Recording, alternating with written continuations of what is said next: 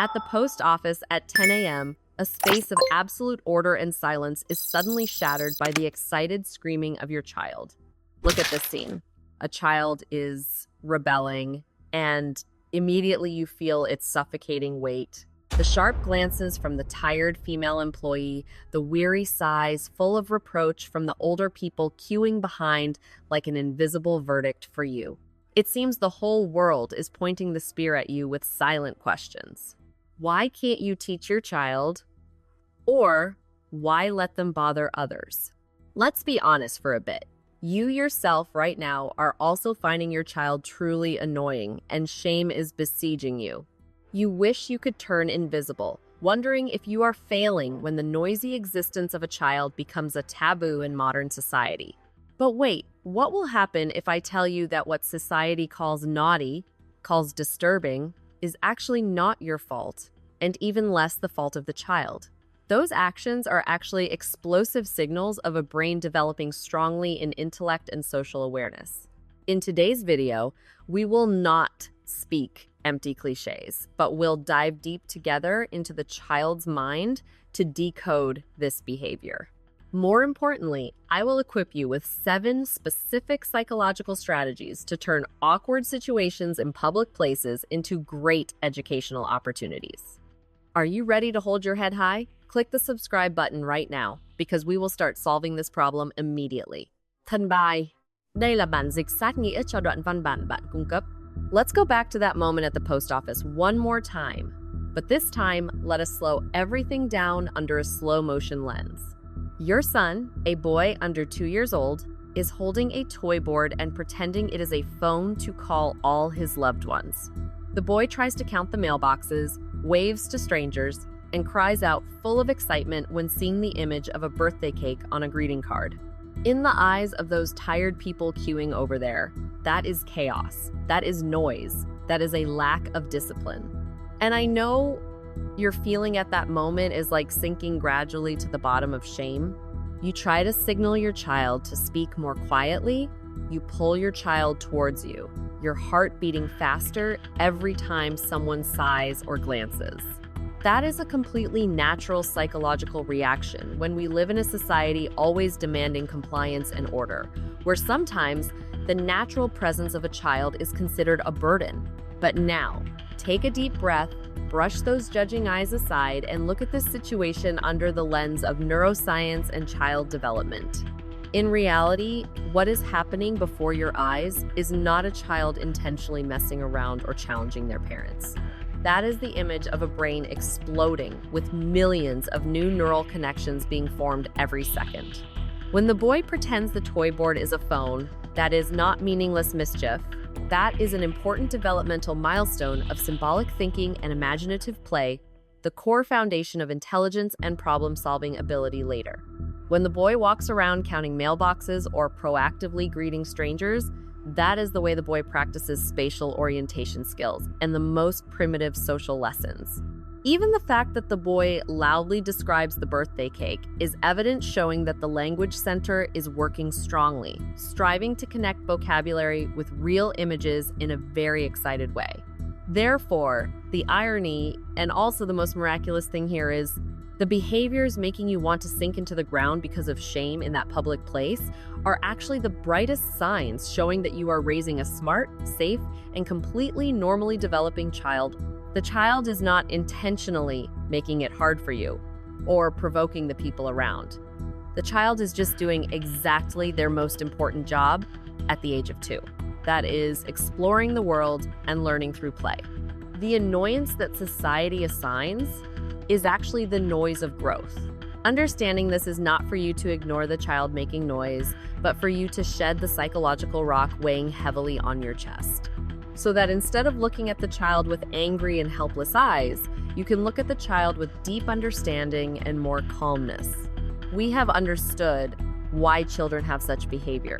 Now, let's talk about how to get your child to end this situation. When the emotional storm hits in the middle of a crowd, empty theory will not save you. You need a tactical map. Based on the latest behavioral studies and real combat experience from thousands of parents, Below are 7 core strategies for you to not only survive the crisis, but also turn it into a valuable lesson for your child.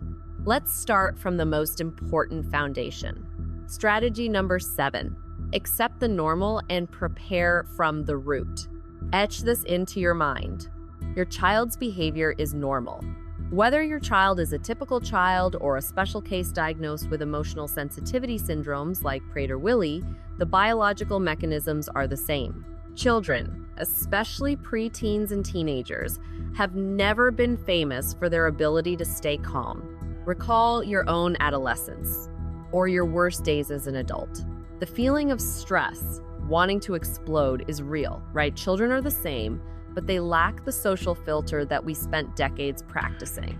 The child is not bad, the child is just lacking stress management skills. Therefore, victory does not lie at the post office, victory lies at home. You cannot demand an athlete to compete well if they have never trained. Similarly, if you want your child to speak softly, walk gently, not touch objects in public places, you must establish and practice those rules right in your living room. If at home, the safest place with the least distractions, the child cannot do it yet, then never expect the child to do that in a place full of stimuli like a supermarket or post office. And before stepping out the door, check the HALT list. Hungry, angry, lonely, tired. A hungry or sleepy child is a ticking time bomb. Do not put your child in a losing position right from the start. Strategy number 6. Don't be ashamed. I know, writing it down is easy, but doing it is hard. When your child lies rolling on the mall floor and screams, the feeling of dozens of pairs of eyes pointing at the back of your neck is truly terrible. That is social pressure. But here is the cruel but liberating truth. They don't matter.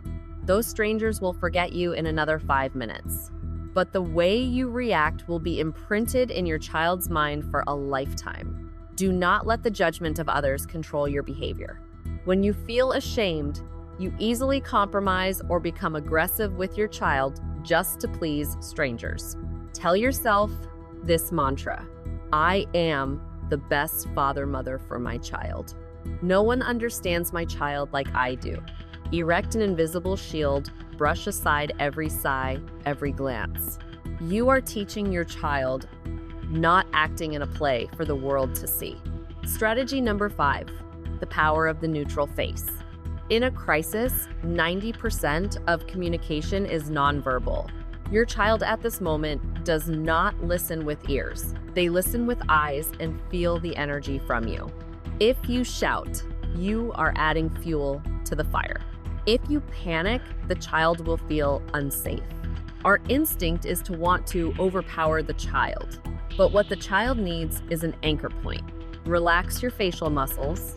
Keep your tone low, even, and slow. Do not frown. Do not roll your eyes.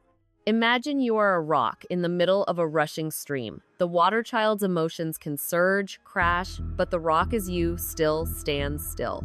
Your calmness is the only anchor helping the child not be swept away by negative emotions. Remember, you cannot extinguish a fire by spraying more fire onto it. Strategy number 4, avoid the word no. When the brain is in a fighting state, the word no is like a declaration of war. Have you ever argued with someone and just wish they said one wrong sentence so you have an excuse to argue further? Your child is the same. Instead of confronting directly, use the verbal judo technique. Instead of saying, do not scream. Mom sees you are very upset. When you are calm, we will see what we do next. Do not get swept into meaningless arguments like let me play. No, focus on reducing stimulation. Try the breathing together technique. Mom sees you are angry. Mom also needs to be calm. Breathe with mom. When you lower your voice and suggest a solution instead of giving orders, you are stripping away the child's arguing weapon, making the anger lose the motivation to continue. Strategy number 3, space and time. Sometimes words are superfluous. If your child has cognitive or language delays, explaining at this moment is useless. The only thing you need to do is separate the child from the situation. Give a simple, short command, "Come with mom, sit down here." The tone is firm but not threatening. If the child is throwing a tantrum in the supermarket, be ready to leave the cart behind and take the child to the car or a quiet corner. This is when you need steel consistency. Never threaten. Mom will leave you behind and then stand waiting. Empty threats teach children that your words carry no weight. Create a silence. Sit with your child silent, waiting for the storm to pass. If it is necessary to punish, ensure the child has understood this process at home beforehand. The goal is not to make the child suffer, but to help the child's brain reset to a normal state. And remember, if you said you will go home if the child is naughty, go home for real. Consistency is a strict teacher, but the most effective one. Strategy number 2, learn to let go. The anger has passed. The child is calm. This is the biggest mistake parents often make. Preaching history again. Why did you do that just now? Do you see you were naughty? Stop. Don't do that. When the crisis passes, the child's brain has just undergone a flood release of stress chemicals. You bringing up old stories only makes anxiety return and can trigger a new anger. Treat it as an accident that has been cleaned up. You can change plans, not go to the supermarket anymore, but no need to harp on it. Let the past sleep peacefully. Forgive the child and forgive yourself. This letting go is not indulgence, but wisdom to protect the child's immature mind from unnecessary torment. Strategy number 1, recharge yourself. And finally, the most important strategy, but often the most forgotten, self-care. You cannot pour water from an empty cup. If you are exhausted, sleep-deprived, stressed because of work, then a small cry from the child can also make you go crazy. I know you are busy. I know you sacrifice. But be selfish a little, a healthy selfishness. 15 minutes of walking alone, enough sleep. Drink vitamins regularly, a meal not rushed. Protect your private time fiercely. When you are healthy, physically and mentally, your endurance will increase. You will find yourself more patient, more tolerant, and handling situations much cooler. Taking care of yourself is not neglecting children. It is the best way for you to prepare for the long-term parenting battles. Goodbye. Finally, I want you to look back at that child causing trouble at the post office or supermarket one more time. But this time, do not look with the anxious eyes of someone afraid of being judged by society. Look with the heart of a creator of the future. That screaming, demanding rights, that is the seed of assertiveness. The curiosity touching everything, that is the beginning of a scientist. The refusal to sit still, that is the energy of a leader. The 7 strategies we just discussed are not handcuffs to restrain or extinguish that fire. They are safe guardrails, helping your child direct that explosive energy into the right trajectory. When you choose to keep a neutral face in the eye of the storm, or when you resolutely protect your child from the frowns of strangers, you are doing more than teaching. You are sending a strong signal that this world may be noisy and difficult, but beside your parents, you are always safe to grow up. Do not apologize for your child being a child. And do not apologize for trying every day. The most difficult children today, if led by these 7 strategies of love and consistency, will often become the bravest and most wonderful adults of tomorrow. If you find this video useful, please subscribe to the channel, turn on notifications to watch the latest videos from me. I wish you lots of joy and methods for raising your child. Thank you and see you again in other videos.